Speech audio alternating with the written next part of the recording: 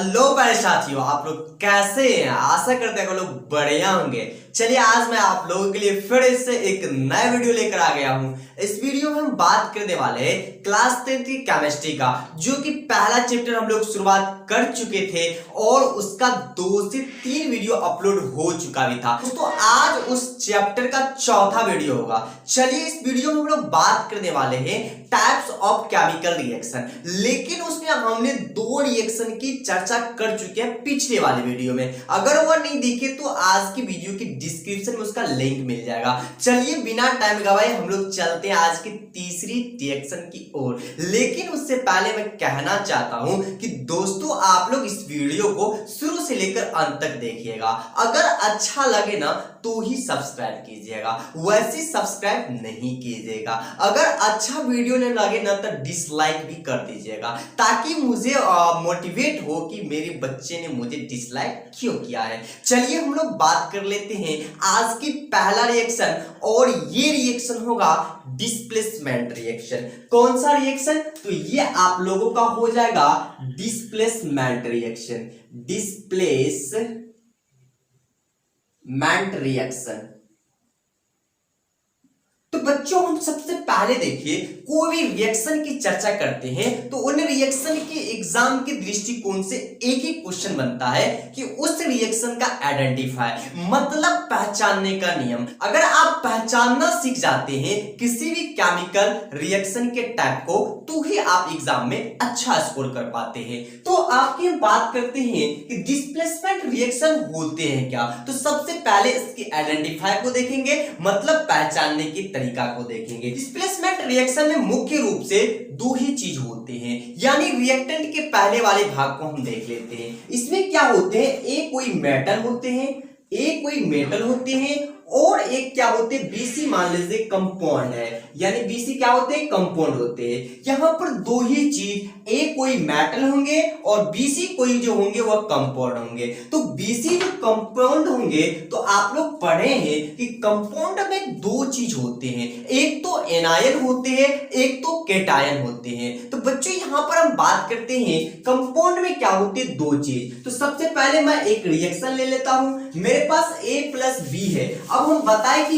ये कंपोनेंट है, तो इस कंपोनेंट का क्या हो जाते हैं, ब्रेकअप हो जाते हैं। ब्रेकअप कहने का ये मतलब है, आप लोग तो इस युग में समझ ही सकते हैं कि ब्रेकअप का मीनिंग्स क्या होते हैं। बच्चों यहां पर देखो, इसका ब्रेकअप होने के बाद ये नया जो बनता है कंपोनेंट, बहुत ही लाजवाब कंपोनेंट बनता है। तो ए क्या करता है, ये आपका सी के साथ रिएक्शन करके बी को डिस्प्लेसमेंट कर देता है, यानी ब्रेकअप हो जाता है। बच्चे यहां तक कंप्लीट है। अब हम देख लेते हैं इसका डिफिनेशन क्या होगा, क्योंकि पहले ही हम आइडेंटिफाई आपको बता चुके हैं। चलिए डिफिनेशन की ओर बढ़ते हैं। तो पहले साथी हम डिफिनेशन को देख लेते हैं। तो सबसे पहले आप यहां पर थोड़ी सी नजर डालिए बोर्ड की ओर।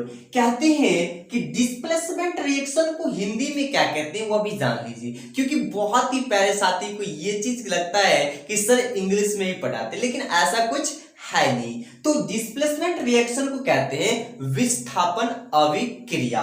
कहते हैं कि वैसे केमिकल रिएक्शन जिसके किसी अणु में उपस्थित परमाणु के या परमाणुओं के समूह को, अर्थात ग्रुप को, किसी दूसरे परमाणु द्वारा विस्थापित कर दिया जाता है। जैसे कि हमने आपको बताए थे कि डिस्प्लेसमेंट रिएक्शन में 2 ही चीज होता है, मतलब रिएक्टेंट में 2 ही चीज होता है, एक तो मेटल होंगे, दूसरा आपका क्या होंगे, कंपोनेंट होंगे। लेकिन कंपोनेंट में क्या हम बोले थे, इसमें 2 तरह की होते हैं, एक तो एनायन होते हैं और दूसरा केटायन होते हैं। बच्चों अब हम कुछ देख लेते हैं कि इसका एग्जांपल्स क्या होते हैं। जैसे कि आपके सामने मैं एक एग्जांपल पेश करना चाहता हूं। जैसे मान लीजिए आपके सामने है Fe+, उसके बाद CuSO4, और ये आपस में देखिए, यहां पर Fe है तो वहां पर हमने A लिखा था, यहां पर CuSO4 है, मान लीजिए B क्या है मेरा, Cu है, और SO4 क्या है मेरा, C है। अब देखिए ये जब आपस में हम बोले थे कि ये जब आपस में अभिक्रिया करेगा,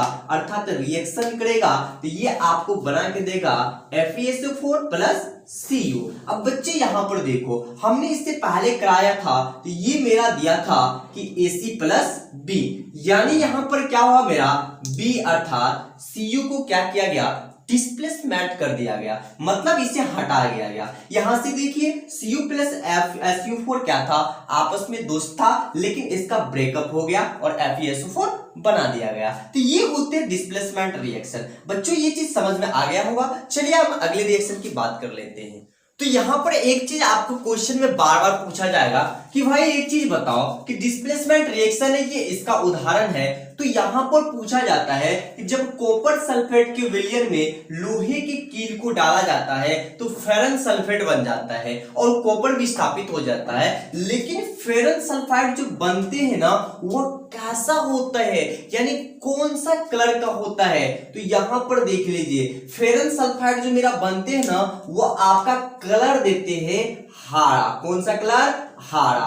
अब यहां पर एक और बात आती है, उसे भी समझ लीजिए। यहां पर ये रिएक्शन कैसे करते हैं उसे हम बताते हैं। तो आपको पता है हमने बताए थे कि कंपाउंड में क्या होते हैं, एनायन और केटायन होते हैं। तो यहां पर सबसे पहले समझिए ये क्या करता है, किसी भी एनायन के साथ रिएक्शन करता है, क्योंकि ये खुद क्या होते हैं, अपना आपका केटायन होते हैं। बच्चे यहां तक हो गई। तो ये इससे करता है तो बचता है कौन, तो ये बच जाता आपस में Cu। अब देखो यहां से Cu बच गया और यहां पर FeSO4 का जो विलयन बना है उसमें कैसा कलर है, तो वह हरा कलर का होते हैं। अब बात कर लेते हैं यहां पर Zn plus CuSO4 gives ZnSO4 plus CO। अब बात आती है कि Zn किस कलर का होता है, यह एग्जाम में बार बार पूछा गया है। तो ये हो जाते आपका रंगहीन। क्या हो जाते हैं, रंगहीन, यानी कोई कलर नहीं होता है। यहां पर बार बार आप Cu देखते हैं, ये क्या हो गए हैं, डिस्प्लेसमेंट हो गए उस विलयन से या उस सॉल्यूशन से। अब यहां पर Zn क्या हो गए, तो Zn किसी भी एलिमेंट को क्या किए, डिस्प्लेसमेंट किए। मतलब Zn में तो कुछ खूबियां हैं, क्योंकि दूसरे को भगाकर खुद उसके स्थान का ग्रहण कर लेते हैं। तो ये Zn जो हुआ और आप ही जो आपका है, ये अधिक क्रियाशील एलिमेंट है। यूं कह सकते हैं अधिक क्रियाशील, मतलब सबसे ज्यादा क्रिया करने वाली ये एलिमेंट होते हैं। हालांकि सबसे ज्यादा अधिक क्रियाशील एलिमेंट आपका कौन सा होते हैं, तो सोडियम होते हैं। लेकिन यहां पर सोडियम नहीं है, तो ये ही उसके बाद ये सारी आती है, तो ये उससे कम क्रियाशील होते हैं।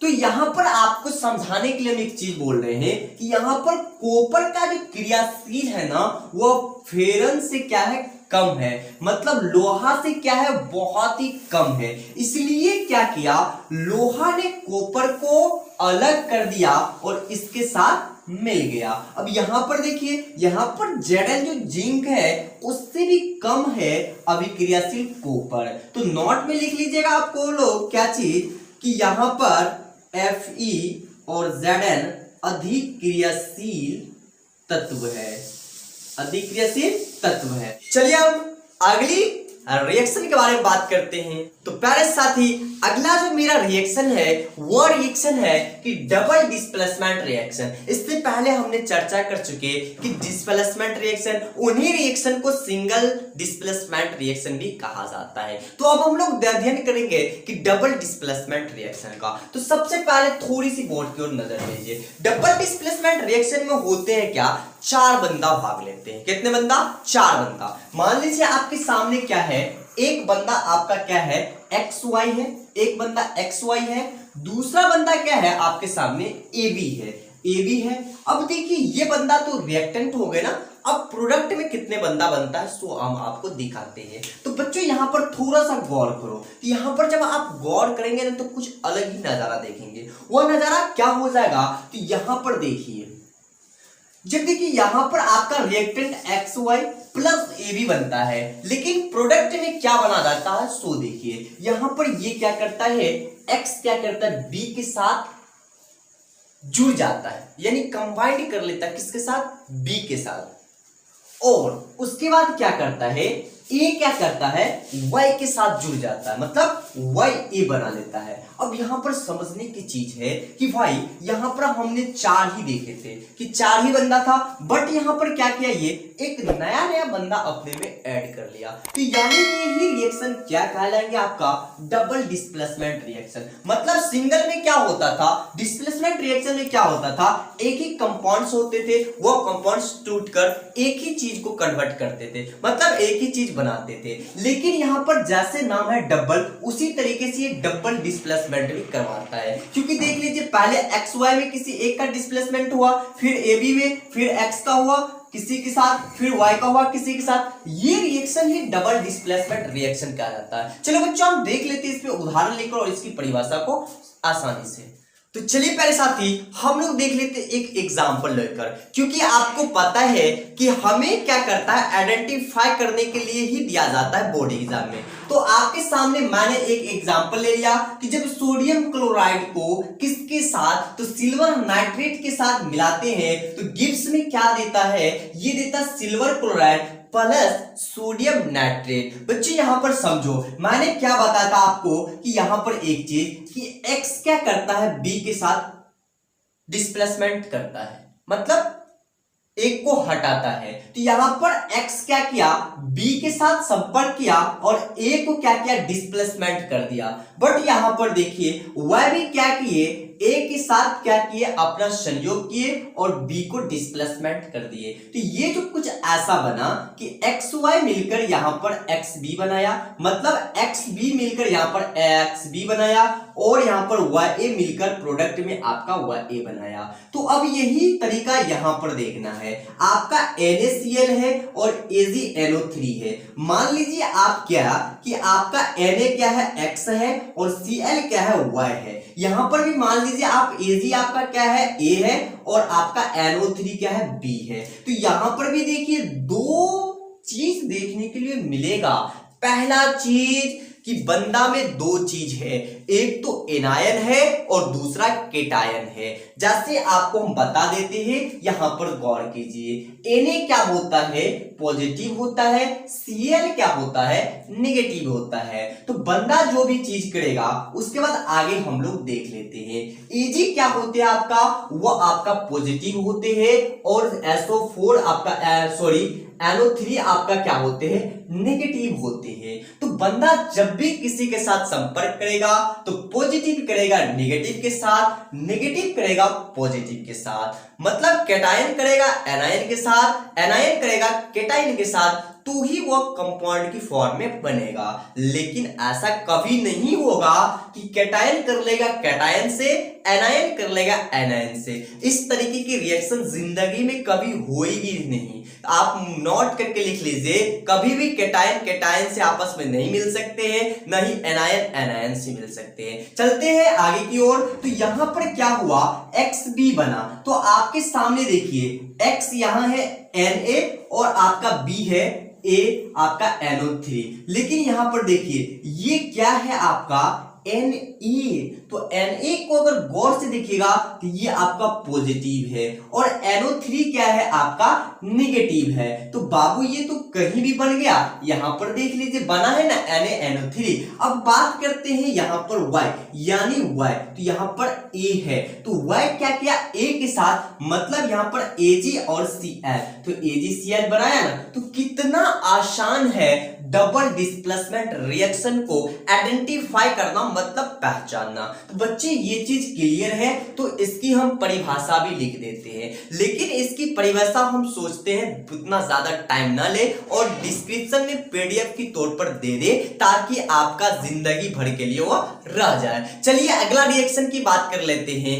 तो अगला रिएक्शन रहा ये रिएक्शन, यानी उदासीनीकरण अभिक्रिया।